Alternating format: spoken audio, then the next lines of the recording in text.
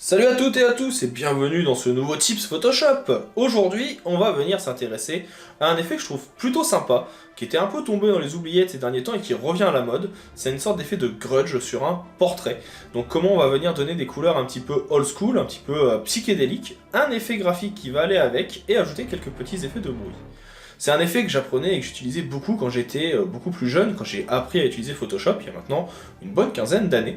Et je suis très content de le revoir venir à la mode, donc c'est avec plaisir que je vais vous le faire découvrir.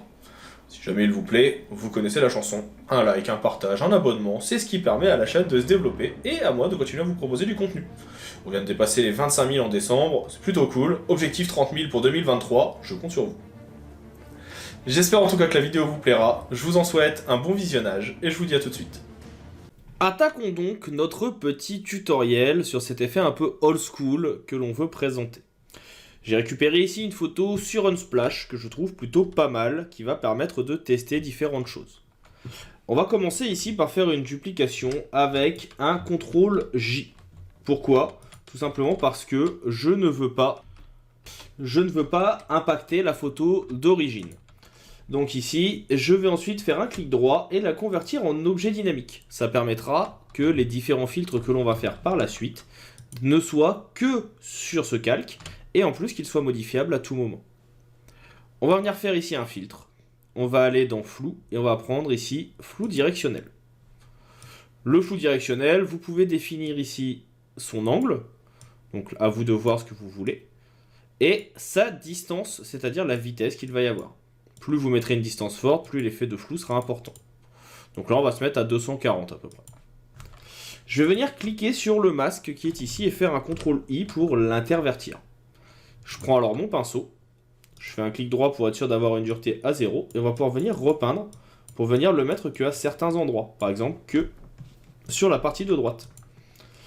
Une fois que c'est fait, je vais créer un nouveau calque qui sera un calque de réglage. Pour ça, je prends ici mon petit cercle bicolore et je vais venir mettre noir et blanc. Dans le noir et blanc, vous allez pouvoir venir travailler ici la couleur du visage avec le rouge, la couleur de la luminosité avec le jaune, avec le bleu, le ciel dans le fond, etc. On reverra ça un petit peu après. Par-dessus, je vais venir faire ici un courbe de transfert de dégradé. Vous avez le menu propriétés qui s'ouvre, on vient cliquer et on va venir choisir un dégradé ou plutôt le créer. Pour faire simple, tout ce qui sera à gauche du dégradé, ce sera les tons les plus sombres, tandis que tout ce qui sera à droite, ce sera les tons les plus lumineux. On va venir ici donc commencer par mettre un ton très très sombre à gauche, et à droite, on va mettre du clair. On va venir également ajouter donc des teintes entre chaque. Ici par exemple, je vais venir mettre une teinte un peu sombre, mais qui sera un peu bleutée. Je vais venir ensuite mettre ici une teinte un peu plus dans les rouges, donc qui serait un peu plus clair. Et donc vous voyez que votre photo va se coloriser au fur et à mesure qu'on va venir travailler tout ça. On va venir ici mettre par exemple un effet violet, donc là qui va venir se mettre un peu au-dessus sur le visage par exemple. Un effet un petit peu pêche, donc là je reviens plutôt sur des parties un peu plus claires. Et puis peut-être également ici un petit effet un peu turquoise. Donc là, après, ce qui va être intéressant, c'est qu'une fois que vous les avez fait, suivant comment vous allez les déplacer entre eux, les rapprocher ou les écarter, eh bien la photo et la colorimétrie va se changer. Là, je vais avoir quelque chose peut-être d'un peu plus rouge, pour qu'on ait justement cet effet un peu grunge, un peu années 70-80 que je veux mettre en place. Et donc là, on a un dégradé qui me plaît bien. D'ailleurs, je vais en profiter, je vais l'enregistrer, il sera en bas. Une fois que ce dégradé est fait, on a notre effet qui peut être sympa. On peut venir jouer avec les modes de fusion pour venir l'intégrer encore un peu plus dans la composition pour avoir quelque chose qui correspondrait à ce qu'on veut. Vous pouvez également venir jouer avec le noir et blanc parce que comme je l'ai dit tout à l'heure, ce qui va impacter le dégradé, ça va être les nuances de blanc, les nuances de gris. Donc ici, vous voyez que si je viens par exemple éclaircir mon rouge, ce qui était à la base violet deviendra un peu plus bleu, et inversement. Donc là, il faut venir travailler ces différentes parties pour adapter le tout. Là par exemple, si je veux un ciel plus bleu, je vais ajouter du bleu, ou au contraire le baisser suivant les besoins. De la même façon, si vous voulez accentuer votre flou de distance, vous voyez, vous pouvez revenir sur la photo et l'accentuer si besoin. Donc là, ça permet vraiment de pouvoir venir retravailler tout comme on le souhaite. On va venir faire un nouveau calque qu'on va venir ici remplir de noir. Je vais faire un clic droit, convertir en objet dynamique. Et ce calque, on va venir le placer pour l'instant en superposition. On va aller dans filtre, bruit, et on va venir dans ajout de bruit. Et ça va permettre d'avoir ici, en venant par exemple en gaussian et en monochromatique, eh bien ajouter de la texture un petit peu old school à la photo. Donc ce qui peut être aussi quelque chose de plutôt sympa. À vous de voir comment vous voulez. Est-ce que vous voulez des grands grains, vous en voulez des nombreux ou non. Là, moi, je vais en mettre quelques-uns. Et je voudrais qu'ils soient un peu plus grands. Pour ça, je prends mon outil de déplacement, qui est le tout premier, la petite croix directionnelle. J'en profite au passage pour venir cocher option de transfert pour récupérer ici les différents points qui peuvent toujours être utiles. Et on va venir agrandir. Alors on nous dit attention, le filtre va être temporairement désactivé. Ça me va. Moi, ce que je veux, c'est juste venir agrandir. J'appuie sur Entrée, et là vous allez voir que les grains sont déjà un peu plus grands. Et donc on a cet effet graphique qui se met en place. La dernière chose qui peut être intéressante, ça va être de venir ajouter des presets, ce qu'on appelle des LUT. Ces LUT, vous les trouvez toujours dans les calques de réglage, dans correspondance de couleurs. Ça ouvre un nouveau menu, toujours dans Propriétés, qui va permettre de pouvoir modifier la photo. Et ici vous allez avoir pas mal de petites choses. Mais moi, ce qui va m'intéresser, c'est tout ce qui va toucher à Fuji.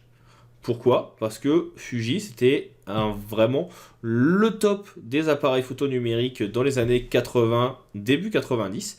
Et donc, si on vient reprendre ici un petit peu les traits, un petit peu les couleurs utilisées dans ces appareils photo, ça permettra d'accentuer.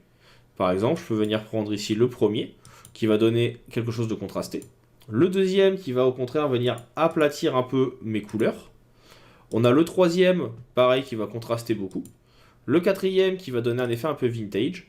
Et le dernier, qui va faire en plus ressortir les contrastes. Donc, à vous de choisir celui que vous voulez. Vous pouvez bien sûr essayer aussi les Kodak, qui sont assez intéressants. Par exemple, celui-ci, je trouve qu'il est plutôt pas mal. Il fait ressortir les zones lumineuses dont on a envie. Et là, on a en plus une partie qui va être un peu en aplat.